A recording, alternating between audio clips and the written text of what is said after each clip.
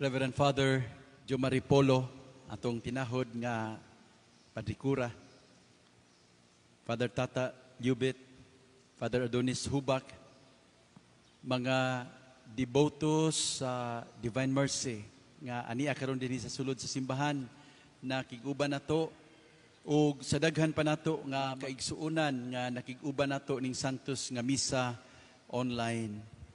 Happy Easter kaninyong tanan. Happy Easter.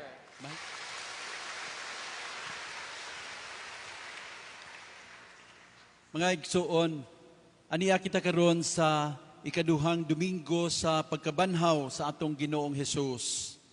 Nga karon giila nato Divine Mercy Sunday.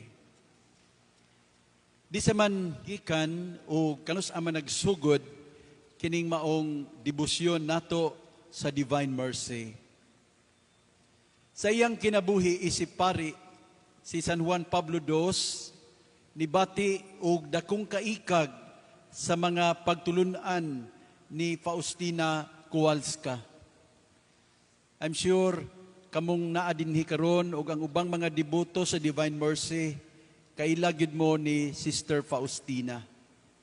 Usa ka madre sa Poland nga gigasahan og mga talagsaong pananawon, visions sa Ginoong Hesus. Sa iyang personal diary, gipaambit ni Faustina ang iyang mga kasinatian ug nasabtan kalabot sa kaluoy sa Dios. Ug niadtong tuig 1993, mao ni tuig nga giordinahan ko sa pagkapari. Isip Pangulo sa Simbahang Katoliko, gideklara ni Pope John Paul II nga biyata si Faustina. O gipahinungod kining Dominguha sa debosyon sa kaluoy sa Dios. Unya niya ng pagka-Abril 30, tuig 2000, si Faustina Kowalska gideklara nga santos sa simbahan. Mga igsoon, nga numan nga kining adlaw, the second Sunday of Easter, mao may gipili ni San Juan Pablo II nga isipong Divine Mercy Sunday. Kinitungod kay ang Ebanghelyo nga maugi basahon ning maong adlaw, maghisgot man sa paghatag sa nabanhawng Ginoo sa duha ka mahinungdanong butang. Unsa man kini? Una, kalinaw. Gisaysayan kita sa Ebanghelyo, sa pagkagabi niya ng Dominguha, nagtigom ang mga tinunan sulod sa lawak o gitrangkahan nila ang pultahan kay nahadlok man sila sa mga kadagkuan sa mga Hudiyo. Unya, kalit lang, mitungha si Jesus sa taliwala nila ug miingon, ang kalinaw manaa kaninyo. Mga igsoon, makatandog kining gihimo sa nabanhawng Ginoo sa iyang mga tinunan. Nakasala ang mga apostoles sa ilang pagbiya kaniya didto sa Kalbaryo, tungod kay nanumpa man sila nga makig-unong niya. Angay unta sila nga sudyaan o panghimarauton, apan dili sama niini ang kinaiya sa Dios. Sama sa amahan, sa mausikon nga anak, diya sa sambingay ni San Lucas, Kapitulo 15. Si Jesus wala gayud magpanuko sa pagdawat o pagpasaylo sa iyang mga tinunan.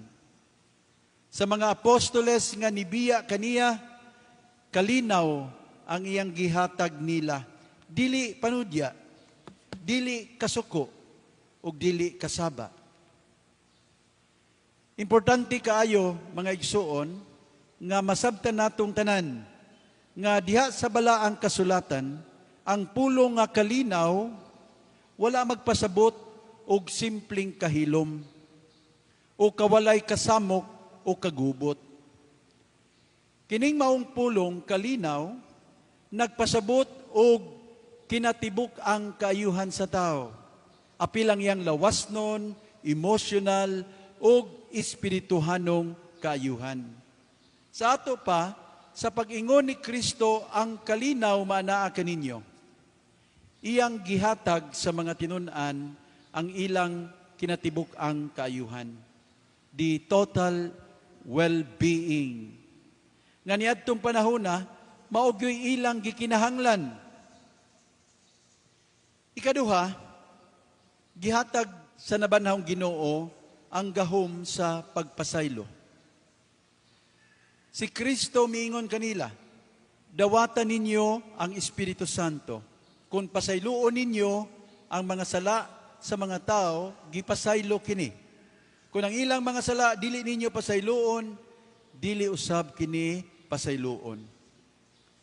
Ang simbahang Katoliko, nag-isip nining maong Bible passage nga sukaranan sa sakramento sa pagpakighiuli. Ang tuburan sa kaluoy sa Dios diha sa simbahan. Atong nasayran mga igsuon, ang tibuok kinabuhi ni Kristo usa ka pagpakita sa ikaluoy sa Dios para sa mga tao. Sa iyang ministeryo publiko, gidawat niya ang mga makasasala, gipasaylo o gihagit nga magbag-o sa ilang kinabuhi pinaagi sa sunod sa iyang mga lakang. Bisan gani dito sa krus, si Kristo nagpadayon sa pagpakita sa iyang kaluoy sa mga makasasala. Siya miingon, amahan ko, pasaylua sila kay wala sila masayod sa ilang gibuhat. Ang mga apostoles nga nakadawat sa dakong kaluoy ug pasaylo sa Dios, mao karoy gitahasan niya nga maghupot sa gahom sa pagpasaylo ug mga sala sa tao. Maingon nato, they were gifted to give. Gihatagan sila aron adunay ikahatag. Ang mga apostoles mugamit ning maong gahom dili aron maglaglag sa mga tao ngadto sa kalautan, kundili para nga ang tanang magbasol makasinati usab sa dakong kaluoy sa Dios. Ang mga obispo nga maoy manununod sa mga apostoles, inubanan sa ilang mga kaparian, mao na karon ang naghupot nining gahom sa pagpasaylo sa ngalan ni Kristo ug sa ngalan sa simbahan. Diya sa kumpisalan sila magdala sa kasing-kasing sa Ginoo nga puno sa gugma ug kaluoy sa mga tao. Mga igsuon, sa atong pagdawat sa kaluoy ug pasaylo sa Dios, we are also gifted to give. Ang pasaylo, kaluoy ug kalinaw nga atong nadawat sa Ginoo pinaagi sa sakramento ato usab nga ipaambit ngadto sa uban. Ang tanan gidasig nga magpinasayloay sa usag-usa. Gidasig kita nga maghupot og kasing-kasing nga sama sa balaan nga kasing-kasing ni Jesus. Ang pagdumot, ang pagpanudya o pagpanghimaraot, dili angay sa tanang sumusunod ni Kristo. Kung tinuod kita nga mituo kaniya, kinahanglan gayud nga usbo nato ang pamaagi sa atong kinabuhi. Kanang subay sa mga lakang sa Ginoong Hesus. Kung maghisgot ang kaluoy, dali nato nga mahunahunaan ang paghatag og tabang, especially material nga pagtabang. That is very important, especially at this time of the pandemic. Daghan kaayo sa ato mga kaigsuunan nga naglisod in town just to survive this pandemic. Ilabi na kadtong nanginabuhi sa inadlaw-adlaw. Kana bitong ang pagkaon, ang panginabuhian, kitaon, kada adlaw ba? Inadlaw. Mo na ilisod kaayo. Kay niining panahon na daghang higayon ang atong panginabuhian napakgang tungod sa daghan kayo nga gipatuman kanato sa pangamhanan tungod sa nahitabo nga pandemya. Mao nga mga igsuon, ang pagtabang nga material importante kaayo. And I hope you will do it. sa ngalan sa Dios sa kaluoy. Nya di na mo kinahanglan nga mangita pagtabangan ang hagit sa simbahan sa matag usa nato is simply to look around. Diya lang sa ato mga silingan. Don't go far. Diya lang sa mga silingan. Manghinaot ko nga walay managsilingan nga mupiyong sa usag-usa. Okay? Ilabi na panahon sa kalisod. Ang balaang kasulatan nagapahimangno nato, we cannot love a God whom we do not see if we cannot love our neighbor whom we see.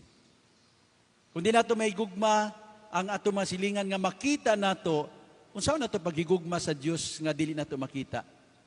Nindot kayo nga pahimangno, no? Kanag yung naa sa atong duol may atong unahon sa paghatag og pagtagad. Okay, so again, importante ang material nga hinabang og kaluoy. Apan di nato kalimtan nga mas importante pagayod ang gitawag nato og espirituhanong kaluoy nga angay natong ipakita sa usag-usa. Ug nag-una niini mao ang pagpasaylo sa mga tawo nga nasayop nato. You cannot be a devotee of divine mercy if you cannot extend forgiveness to another person. Mga igsuon, sa daghang mga tao, wala sila masayod nga ang pagpasaylo usa ka buhat sa kaluoy. Dili lang kay usa kundi nagunang buhat sa kaluoy. Pinaagi sa pagpasaylo og tawo nga makasasala, imong gihatag kaniya ang kaluoy sa Dios. Mga igsuon, tapuson na nako ni nga maong pagpaambit pinaagi sa pagistorya kalabot ni San Juan Pablo II, atong kaniay nga Santo Papa nga naguna nato nining maong debosyon sa Divine Mercy. Nabaluman mo no nga gi-attempt man to siya nga i-assassinate ang iyang assassin si Mimit Agka. Kunya gipusil siya sa milagroso nga paagi nabuhi man siya. Matud pa niya tungod sa mga kamot sa mahal nga birhen kay piyesta man to sa Birhen sa Fatima sa dihang siya gipusil. Naluwas siya no. Kunya abi ninyo gikan sa ospital natambalan siya og naayo. Wa magdugay, miadto siya sa prisuhan. Unsa may ang gibuhat sa prisuhan? Giduaw niya ang tao nga nagpusil niya. Nya nakita nato siya sa kahulagway nindot kaayo. Nahimo guni siyang cover sa Time magazine kining maong hulagway ba. Makita nato dito sa selda nga gamay, murag giog pa gani nga selda, ang duha ka tawo nagistorya anay. Kinsa man to? Si Pope John Paul II ug ang iyahang assassin nga si Mimit Agka. Miadto ang Santo Papa para ipakita niya sa kalibutan ang dako nga ehemplo sa kaluoy ug gugma sa Dios. Minya sa maong hulagway makita nato gihawiran sa Santo Papa ang mga kamot ni Mimit Agka. Gihawiran niya ang kamot nga nagkablit sa pusil nga diriyo makapatay niya. Unya gisaysayan ta mga igsuon sa mga eyewitness didto nga human sila nag-istorya sa ilang pagbarog, si Mimit Agka mihawid sa kamot sa Santo Papa ug iyang gibutang sa iyang agtang. Iyang pagpakita sa iyang dako nga pagtahod nining usa ka tawo nga nagdala sa kasing-kasing ug kaluoy sa Ginoo. I hope that inspires all of you.